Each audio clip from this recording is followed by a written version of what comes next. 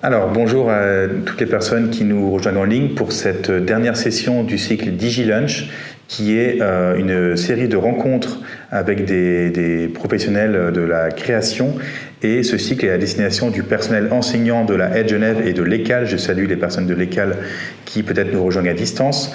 L'enjeu est de donner en une vingtaine, 30 minutes les bases d'une technologie ou d'un grand paradigme contemporain et d'en voir les implications pour la pédagogie et pour la création. On a eu le plaisir d'avoir déjà 9 conférences alternées avec l'ECAL sur ce semestre. Et donc aujourd'hui, nous avons la dernière séance de ce semestre avec Douglas Edric Stanley, qui est chargé de cours au sein du Master Media Design de la Aide Genève et qui va nous parler aujourd'hui des intelligences artificielles et plus précisément de l'apprentissage automatique du machine learning dans les métiers de la création, avec à la fin une ouverture vers un projet de recherche en cours de déroulement. Merci Douglas et nous t'écoutons. Super. Ok, je lance mon petit timer. Ok, bien. Donc oui, aujourd'hui on va parler de machine learning.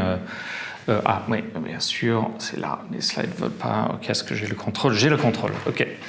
Donc on va parler de machine learning et des différentes choses que nous faisons, surtout dans le Master Media Design, sur ce sujet. Et comme Anthony a dit, je donnerai un aperçu sur un projet de recherche sur lequel on est en train de travailler actuellement sur ce sujet. Alors, quand on parle de machine learning, il y a tout un tas de différents termes qu'il faudrait définir et je n'ai pas le temps de rentrer dans les détails.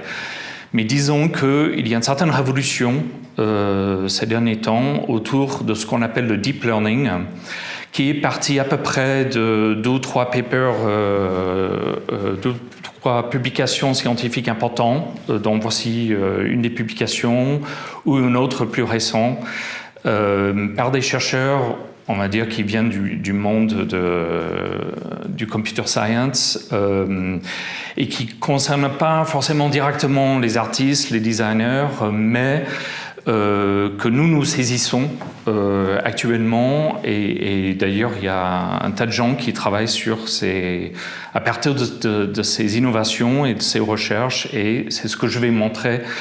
C'est plus ou moins la suite de cette révolution actuelle autour de ce qu'on appelle le deep learning. Alors, dans le deep learning, il faudrait définir 2 termes, je pense, pour aller vite. La discrimination et la génération. Discrimination, c'est l'identification, et la génération, c'est, comme son nom l'indique, la possibilité de générer des formes, générer du texte, générer du son, générer différents types de choses à l'aide du machine learning. Alors, quels sont les types de choses que nous faisons dans le Master Media Design? Ici, il y a un très beau projet qui s'appelle The Reading Lantern. Il s'agit d'un livre papier. Donc, on est dans la sérigraphie classique, mais on associe à ce livre une lanterne qu'on peut tenir et qui permet de reconnaître les mots qui sont actuellement dits lorsqu'on lit à haute voix l'histoire sur ce livre, de reconnaître donc les mots, de savoir où on est dans l'histoire et de changer les couleurs de la lampe et d'éclairer différentes parties de l'histoire. Donc en utilisant des encres qui réagissent bien à la lumière, on éclaire certaines parties de l'histoire selon l'endroit où on se trouve dans le livre. Donc ici, le machine learning, c'est l'identification de où l'enfant ou le parent ou les deux sont dans l'histoire et de changer la lumière en fonction. Donc un jeu de reconnaissance, de lecture, en temps réel. Une autre pièce ici, c'est Inside Inside. C'est une installation que j'ai développée moi. Donc là, ce n'est pas un des travaux du master, c'est mon travail personnel d'artiste, de chercheur, développeur. Et c'est une plateforme que j'ai créée. C'est une plateforme qui permet d'identifier comment les gens jouent en temps réel et pendant qu'on joue un jeu vidéo, de générer un film. Donc ici, c'est le jeu Inside qui est analysé par mon système et par le jeu de l'apprentissage, par le jeu de la reconnaissance, par le jeu de la discrimination.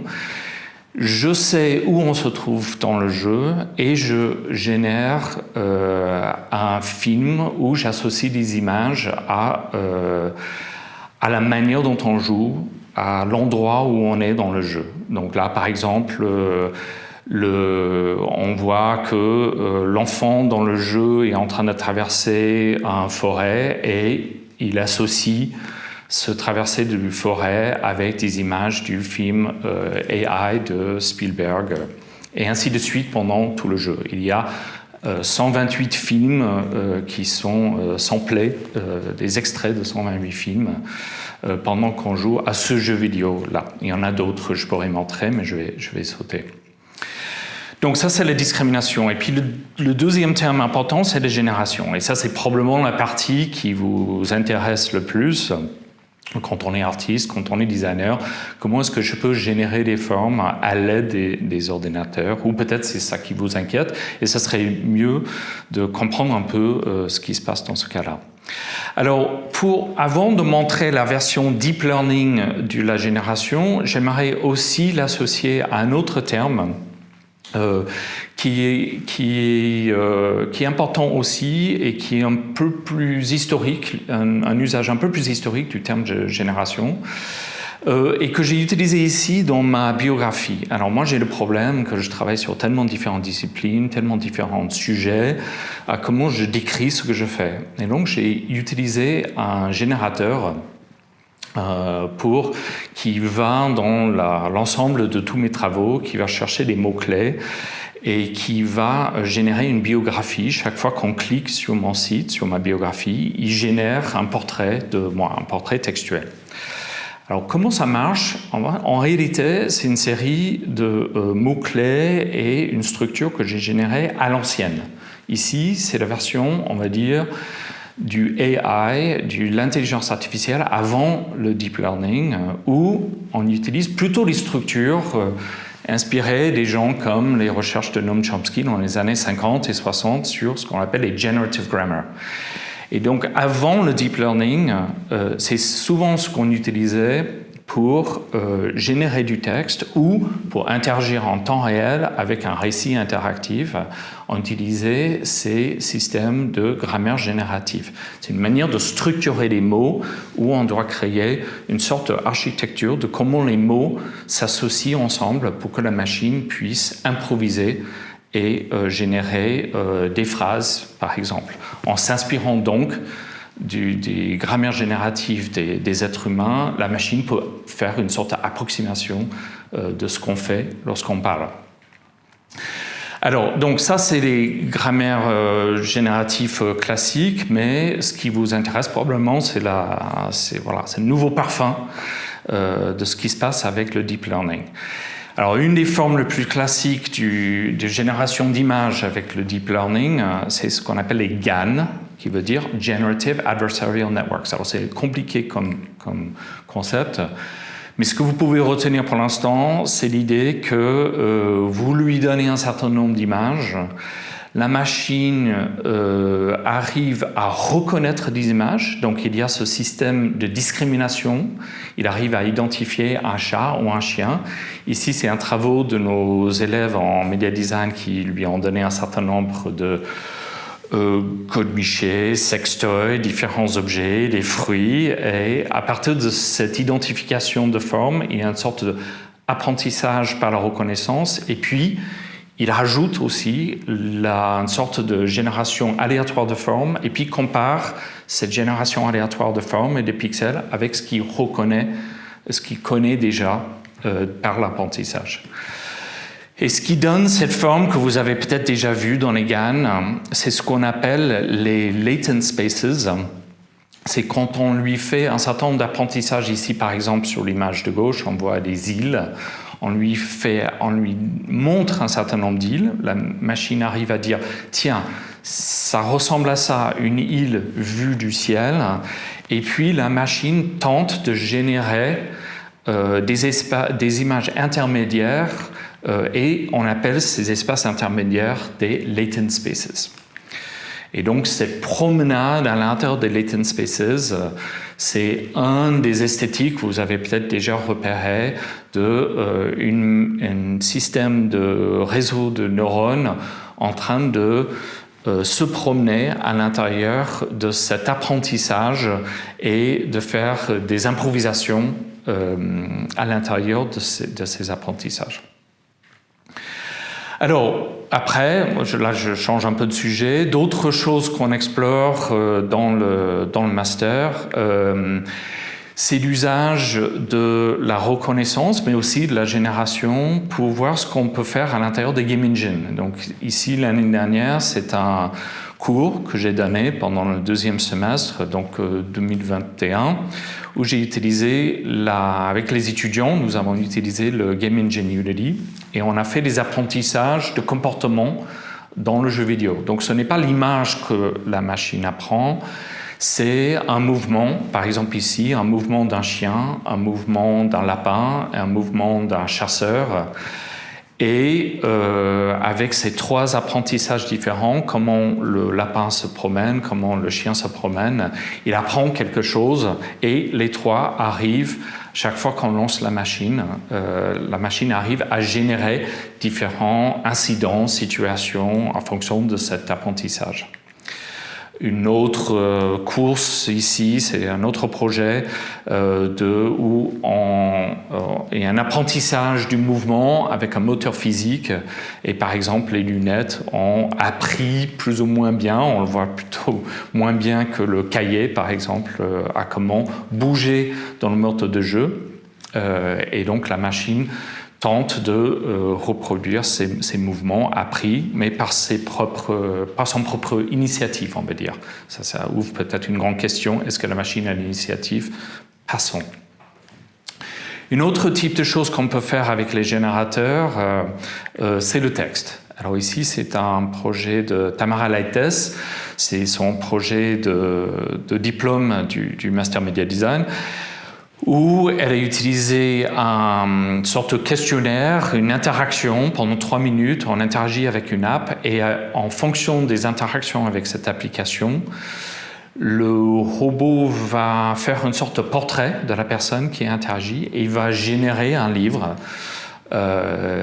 Suite à cette interaction, on va faire une sorte de modèle de différents thèmes, mots-clés, intérêts de la personne et qui va générer un livre qui est ensuite envoyé directement chez la personne suite à cette interaction. Donc une interaction simple avec une app finit par un livre généré entièrement par un AI.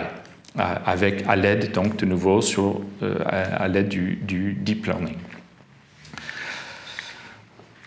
Un autre projet, ici, c'était au premier semestre, c'est un générateur textuel. Alors, c'est peut-être pas évident tout de suite, c'est une application où, de nouveau, on est en train d'interagir avec une application et par un questionnaire, par des interactions, il y a un assistant personnel qui vous aide à vous distraire en fait et qui va vous proposer des jeux. Donc en fonction de vos interactions, va créer une sorte de portrait de vous et qui va vous faire des propositions. Donc ici, c'est un générateur textuel qui, en fonction des interactions précédentes avec l'application et les choses qui ont été sélectionnées, va au moment même, en fonction des objets que vous décrivez devant vous. Donc j'ai devant moi des ciseaux, une pièce et 2 joueurs, 2 joueuses à proposer. Donc le jeu qu'on voit là, les enfants s'assoient dans un demi-cercle, un des joueurs se tient devant. Donc ça, c'est la génération de texte par du deep learning, par du AI. Si vous voulez aller plus loin, nous avons un GitHub où j'ai un GitHub où je partage, par exemple ici, Head Machine Learning, GPT-2, où je partage les liens, les ressources, donne quelques idées de comment installer, par exemple ici, un générateur textuel sur votre machine ou avec une plateforme qu'on utilise beaucoup qui s'appelle Google Colab, qui permet de faire du machine learning en ligne. Alors, là, un autre sujet qui est très à la mode et que je n'ai pas d'exemple pour l'instant, mais c'est probablement que vous avez vu dans la presse, c'est quand on combine la génération de texte avec la génération d'images. Et donc, c'est une des choses qui est assez intéressante, c'est qu'à partir du moment où on apprend à une machine à reconnaître un certain nombre de textes jusqu'au point de pouvoir en générer et de lui montrer un certain nombre d'images jusqu'au point de pouvoir en générer, avec ces histoires de latent spaces, eh bien, en combinant les deux, on peut avoir cette situation-là où, par exemple, notre ami K-Series, l'inventeur du célèbre outil processing, est allé dans un projet qui s'appelle Midjourney et il a donné la phrase « banana attached to a white wall with duct tape », peut-être vous voyez le clin d'œil, et ça a généré ces deux images-là. Ou notre ami Étienne Mineur, qui a souvent intervenu dans notre master, le lettre M, alors là j'arrive pas à le lire avec mon...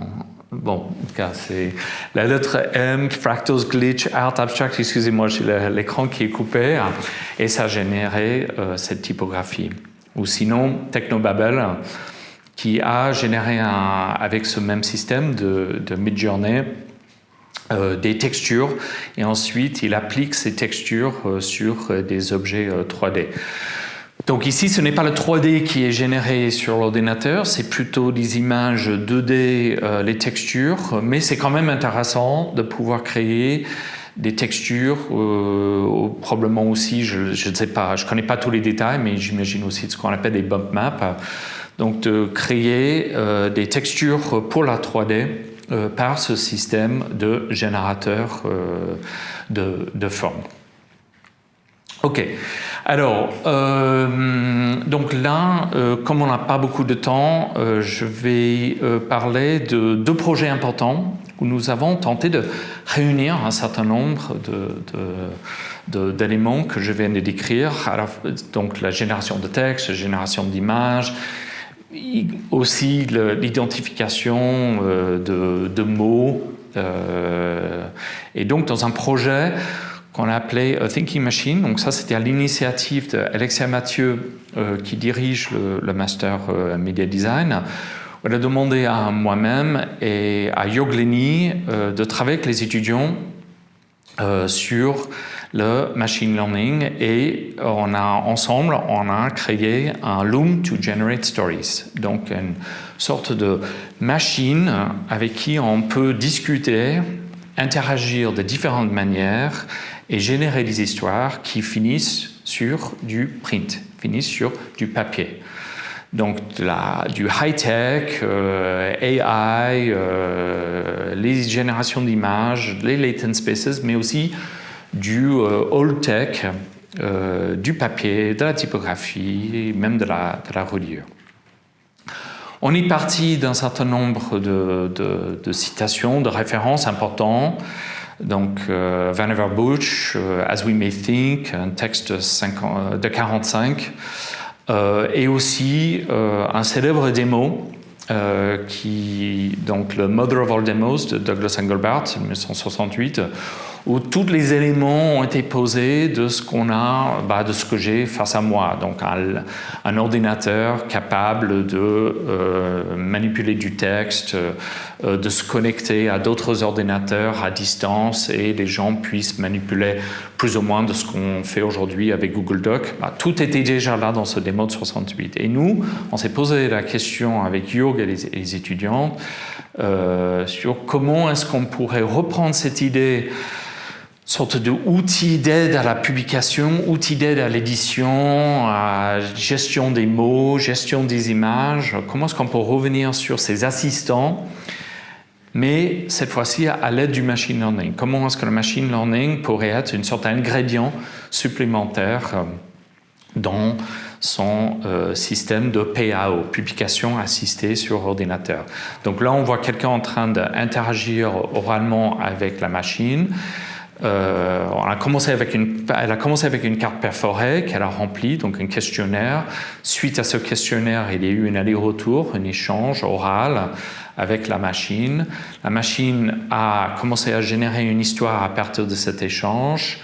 Ensuite, à l'aide des mots à l'aide des gestes avec les mains et un jeu de reconnaissance de forme qui génère des illustrations.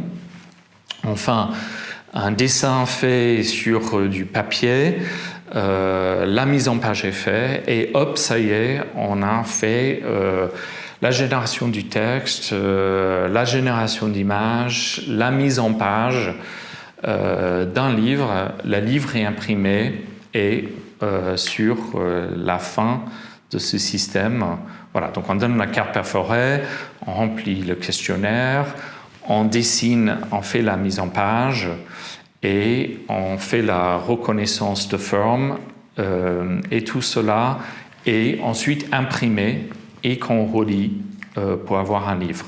Donc un système de publication, de génération d'images et d'édition, tout ça en un seul objet, donc c'est un assez bel objet qui fait un peu le tour du old machine learning, qui remonte même à la figure du métier à tisser, qui est une des origines des ordinateurs, mais aussi des intelligences artificielles, et la reconnaissance de forme, et la reconnaissance de la parole, et avec un système de web to print qui finit par générer voilà, du print. Alors si vous voulez savoir plus sur cette forme, vous avez mes deux collègues, Anthony Mazur et Alexia Mathieu, qui ont fait une conférence que vous pouvez voir, donc Thinking Machines. Sur le site Anthony, vous trouverez l'audio et les slides de cette conférence de 2020.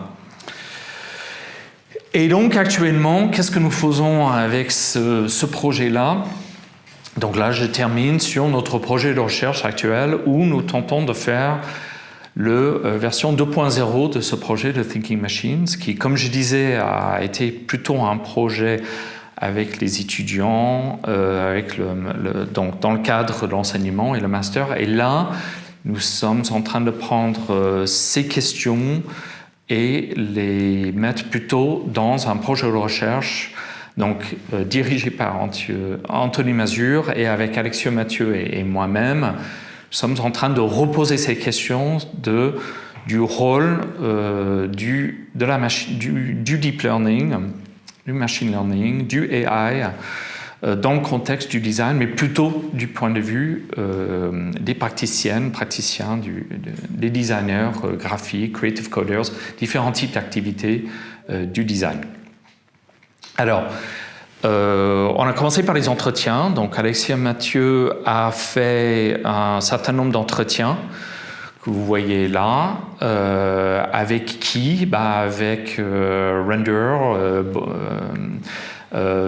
Cristobal Venezuela de Runway, Denise Kurtz, donc designer, un artiste, Entangled Other Studio, Kevin Dono, une alumni de Media Design qui utilise beaucoup le machine learning dans son travail, un chercheur, quelqu'un qui a fait une thèse à partir d'une sorte d'outil de création, un creative technologist qui utilise le machine learning dans son travail, un designer qui travaille avec le machine learning, Nicolas Barado qui fait des tutoriels, des cours, des workshops,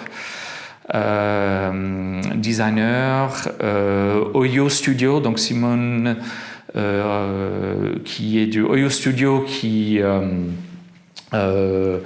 avec qui on travaille dans le master aussi sur différents workshops et cours, et Superposition Studio. Donc différents acteurs du monde du design, et dans ces entretiens, on essaie d'extraire un certain nombre de mots-clés, d'idées, de notions, d'observations.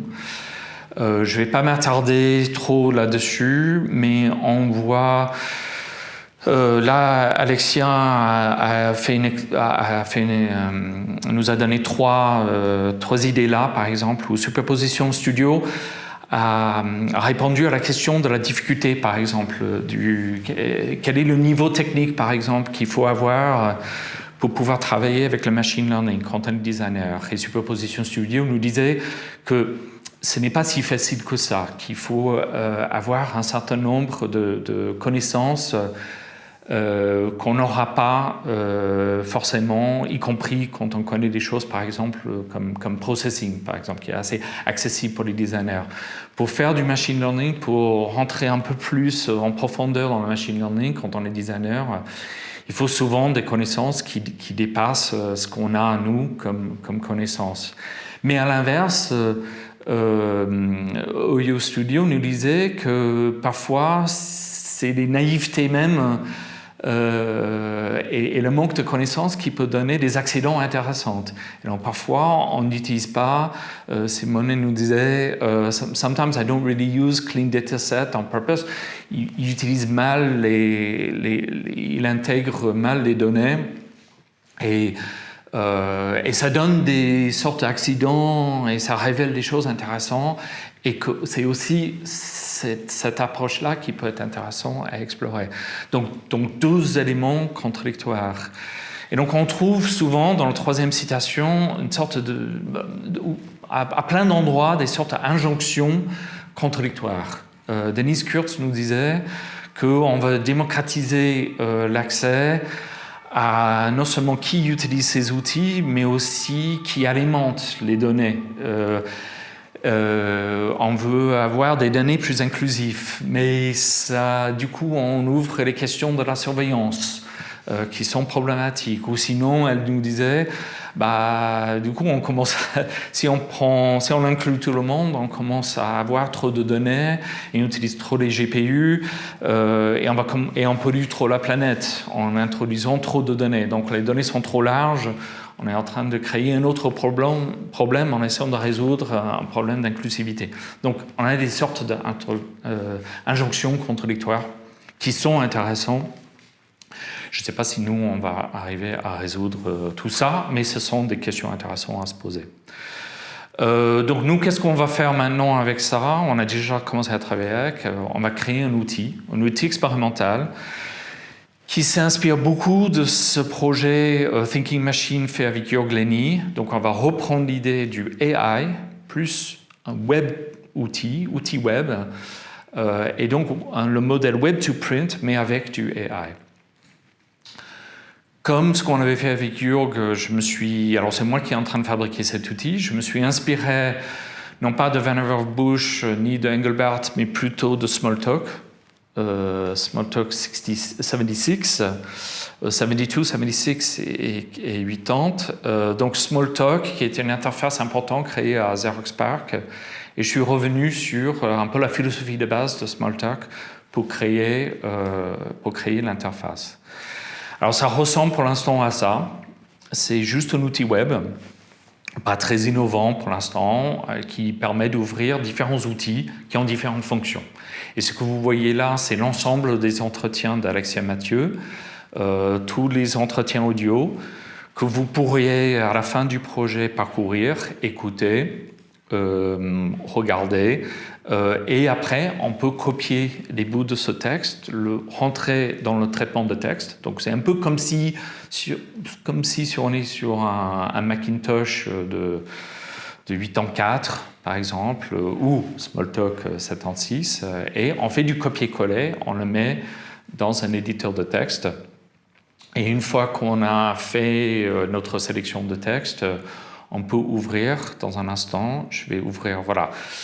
On ouvre une petite fenêtre avec du Paper.js et on commence à dessiner. Et avec ce système, on pourrait intégrer ce dessin et le AI pourrait analyser mes gestes et commencer à travailler la mise en page, la typographie, les illustrations. Et l'outil servira à utiliser tous ces contenus pour générer un PDF. Ou un livre, on verra la forme finale de cette chose. Donc ça, c'est l'état actuel. On ne sait pas exactement comment cet outil va fonctionner, mais c'est ça les briques de base que nous avons posées. En parallèle, on fait des entraînements à partir des entretiens. Donc là, on voit tous les entraînements. Ce matin, j'ai demandé, donc on va dire c'est une sorte de meta-designer, un AI designer qui a appris ce que les gens ont dit dans les entretiens et qui fait un certain nombre de propositions Ici, je pense qu'elle est en train de nous dire peut-être la description de ce que doit être ce projet de recherche. You really have to do your research, you need to do your homework, because when you start with something like that, it can be very self-taught. Bon, voilà, il nous parle de machine learning. Donc ça, c'est ce que le robot me propose ce matin. Je lui ai posé des questions de ce que je devrais vous raconter aujourd'hui. Il m'a proposé ça. M'a aussi proposé que je vous parle d'un set generator. It has to come from a set generator. Quoi? A set of guidelines. Okay, well, let's say there are 5, 4, 3, 2, 1 billion pixels. Et donc, il propose qu'on pourrait faire un entraînement de modèle qui va avoir un certain nombre de propriétés. Par exemple, pourrait avoir des propriétés illumination. Et en fonction de si on est dans un club, un night club, il pourrait y avoir de la lumière blanche. Mais par contre, si on est chez nous, à home, ça serait gloomy, rainy colors. Ça sera sombre. Je vais aussi prendre un texte que mon collègue, donc Anthony Mazur, est en train de finir et l'apprendre avec GPT Neo X. Et à partir de cet entraînement, créer une sorte de méta-Anthony. Donc on aura le texte Anthony et puis le méta-Anthony. On va voir ce que ça donne. Et enfin, on a aussi envie de faire cette histoire, de prendre ce générateur de texte et de générer des images pour illustrer ce texte du méta-Anthony. Voilà. Donc on travaille là-dessus, c'est vraiment en cours. Je vois que j'ai dépassé mon temps de à peu près 5 minutes, voire un peu plus. Donc je vais arrêter là, mais voilà, c'est là où on en est. Et on verra dans les 2 ou 3 mois à venir comment évolue ce projet dans cette dernière phase où on essaie de prendre ces expériences, ces observations et les mettre en pratique dans cet outil web expérimental. Voilà. Merci Douglas, je repasse face caméra pour les échanges. Donc vous pouvez poser des questions dans le chat à Douglas, je vais lui relayer pour que ce soit plus simple pour lui. Merci pour la présentation synthétique du projet de recherche. Je précise que c'est un financement de la HESSO. C'est un projet exploratoire qui a démarré en novembre, en fait plutôt en janvier, et qu'on va finir pour fin septembre 2022. Donc le site web expérimental que Douglas a montré sera à cette période mis en ligne pour tout le monde. S'il n'y a pas de questions, je commence par t'en poser. Comment tu vois l'évolution des formations de base, les bachelors en communication visuelle et illustration? Oui. Question compliquée, avec ces technologies qui ont fait quand même des progrès fulgurants depuis 1 ou 2 ans. Bon, là tu m'aides beaucoup par la manière dont tu formulais la question, parce que c'est... Il y a d'abord la question un peu générale. Comment est-ce qu'on forme des étudiantes en design, en art, en illustration, à utiliser ces outils et en fait, c'est selon le secteur. C'est très important d'identifier le secteur et aussi de ce qu'on veut faire. Et donc, dans le cas de l'illustration, je pense qu'il est relativement simple à voir avec les outils actuels, qui sont relativement accessibles. C'est relativement simple d'imaginer des scénarios à partir des outils comme Midjourney ou Disco Diffusion ou DALL-E. On peut très bien imaginer qu'on pourrait, comme ce qu'on avait fait avec Jörg, imaginer le AI non pas comme une chose qui va nous remplacer, mais comme une chose qui pourrait nous accompagner. Et d'imaginer donc des jeux, des exercices qu'on pourrait faire avec ces systèmes de deep learning où on pourrait leur donner des prompts, ce qu'on appelle des prompts, c'est-à-dire des phrases, des mots clés, des idées. On pourrait poser des questions à la machine et la machine nous générerait des illustrations. Et je trouve que c'est intéressant pour des gens qui font de l'illustration de travailler avec ces outils pour s'inspirer, pour un peu dépasser un peu les crises autour de alors où est-ce que je commence dans cette histoire.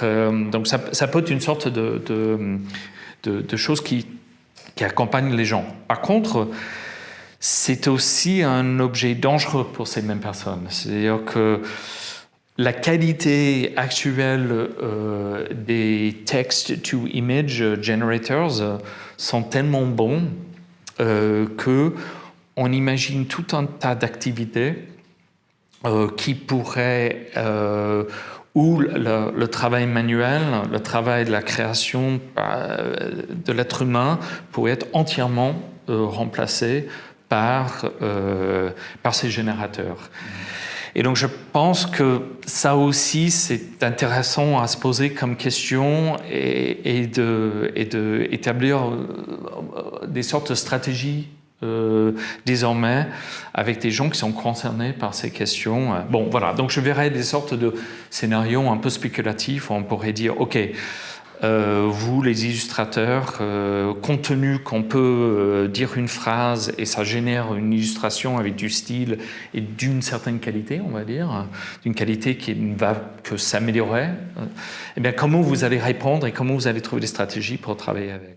Merci Douglas. On a deux questions, remarques similaires de nos collègues Elisabeth Fischer et Alexia Mathieu, que je remercie pour leurs questions, qui te demandent de dire quelques mots sur les biais de ces technologies, à la fois du côté des datasets, parce qu'évidemment, on aspire ces images sur le web, qui est globalement un environnement occidental et stéréotypé, et pas seulement du côté de ces données. Donc, qu'est-ce que tu peux dire de ces biais et comment peut-être les réduire, les nuancer ou les documenter? Alors, c'est énorme comme sujet. C'est presque une spécialité en soi, juste la question du biais. D'ailleurs, c'est dit dans l'entretien que j'ai cité tout à l'heure, Kurtz, que c'est une question en soi. Alors, avec Alexia, nous avons démarré le cours sur les virtual beings du premier semestre par un cours sur le technoféminisme où ces questions-là sont très bien posées depuis longtemps, du biais. Je dirais même avant les questions un peu urgentes des biais liés au machine learning, et donc des questions de biais plus générales liées aux nouvelles technologies et le genre. Et donc on essaie déjà de sensibiliser nos étudiants à cette question, et après de les prendre en compte pendant la génération des datasets. Ce qu'on appelle les datasets, c'est la collection d'images ou de mots qu'on va donner à la machine lors de l'apprentissage. Mais on a rencontré au premier semestre un problème que malgré tous ces efforts, nos datasets, nos collections de données sont mis à l'intérieur de machines qui ont été entraînées sur des bases de données qui sont elles-mêmes problématiques à la base, à savoir des données qui ont été entraînées sur Reddit, et on connaît la prédilection plutôt misogyne sur tout un tas de textes sur Reddit. Même si les discussions sur Reddit étaient plutôt portées sur des discussions dites de qualité, il y a quand même un biais lié au Reddit à la base. Et donc l'entraînement de base, un peu les premiers pas que l'ordinateur a fait pour mettre les mots ensemble, a été fait à l'aide d'êtres humains profondément misogynes. Et donc il y a des datasets qui sont très importants parce que ça permet de faire des phrases cohérentes qui ressemblent à des phrases intéressantes faites par les êtres humains, mais qui ont été faites par des apprentissages biaisés. Donc la question, de nouveau, la question que Kurt posait, c'est OK, ben alors dans ce cas-là, il faudrait qu'on crée des datasets plus inclusifs, plus larges, mais qui est-ce qui va faire ça? Qui fait les datasets aujourd'hui? Ben les datasets aujourd'hui, c'est plutôt Google et Apple qui a les datasets, c'est des datasets fermés. Sinon, c'est des datasets ouverts, c'est Reddit. Reddit, on voit, c'est problématique. Donc, voilà. Donc ça, je n'ai pas la solution. Je verrais, par exemple, peut-être on pourrait s'organiser, nous, chercheuses, chercheurs, en sciences humaines. Il y a un certain nombre d'initiatives, d'ailleurs, qui sont faites actuellement en Europe là-dessus. Mais je n'ai rien vu actuel de datasets publics, plutôt inclusifs, intéressants. Et puis, ça serait quoi un dataset non biaisé, de toute façon? Il y a toujours un biais. Donc il faudrait prendre en compte, mais disons un peu moins infect, par exemple. Bon, choisir ses biais. Bon, donc par ma réponse, vous voyez, je n'y crois pas à une idée qu'il y aurait un monde sans biais. Mais par contre, on peut travailler sur la nature de nos biais, d'essayer de les intégrer et essayer d'avoir des datasets plus intéressants. Sinon, une autre solution que je trouve intéressante, c'est de travailler sur les mini-datasets. Et c'est ce que j'ai fait sur le projet Inside. J'ai fait un entraînement, moi, sur un jeu plutôt localisé sur ce jeu et sur une collection de films localisée sur une présélection que j'ai fait d'un certain nombre de films. Donc j'ai fait une curation de films, j'ai fait une curation d'un jeu et j'ai fait l'apprentissage sur un petit espace où j'ai plus ou moins contrôlé la qualité, les contenus, le symbolique des images. Et du coup, je trouve que j'ai, dans cette œuvre-là et les autres œuvres dans cette série, une sorte une œuvre assez poétique qui a des résonances fortes. Il y a des images problématiques, il y a des formes un peu douteuses qui arrivent, mais elles ont une résonance poétique qui marche dans le contexte et que je trouve intéressant. Donc sur l'idée de petits datasets, et donc ça c'est une autre manière aussi de tourner le dos à les GAFAM, à les Google, à les Apple qui ont ces énormes datasets. Merci Douglas, c'est très éclairant comme réponse. Il nous reste 5 minutes pour une dernière question d'Elisabeth Fischer qui, alors je vais reformuler sa question, qui fait remarquer qu'il y a beaucoup d'illusions, de promesses dans les IA, que ça va créer tout seul, la machine autonome. Et finalement, dans les entretiens, les extraits que tu as montrés, on retrouve des processus de design assez classiques avec des erreurs, des détournements, de l'hésitation. Et donc, qu'est-ce que tu peux dire du coup de ça ? Oui, alors en fait, je pense qu'il faudrait lire et regarder plus en détail les entretiens. Moi, j'ai pas encore fait la lecture de tous les entretiens d'ailleurs, parce que chaque entretien est tellement riche que je n'arrête pas de faire des notes, etc. En fait, ce qui est intéressant avec les designers, dans cette collection-là, c'est que ce sont des gens qui quand même poussent assez loin l'usage du machine learning. C'est pas juste des gens qui font quelques clics des outils tout faits, c'est des gens aussi qui creusent ou qui fabriquent leurs propres outils. Donc c'est des gens qui ont, oui, des pratiques classiques, donc ça finit sur du print, site web, campagne publicitaire, installation, il y a des formes un peu classiques. Ce sont des gens, oui, qui sont issus du milieu plutôt des beaux-arts classiques, art, design. Mais ce sont des gens, par la méthode de l'utilisation des outils, qui poussent quand même assez loin l'utilisation de ces outils. Et ces gens-là, je pense, donnent quelques notions, ce sont un peu des éclaireurs qui identifient, par exemple, on l'a vu dans les extraits que Alexia nous a donnés là, je pense que ces gens-là identifient un certain nombre d'approches qui sont probablement des recettes ou des manières de travailler sur lesquelles nous, on peut s'appuyer sur l'outil qu'on va fabriquer là.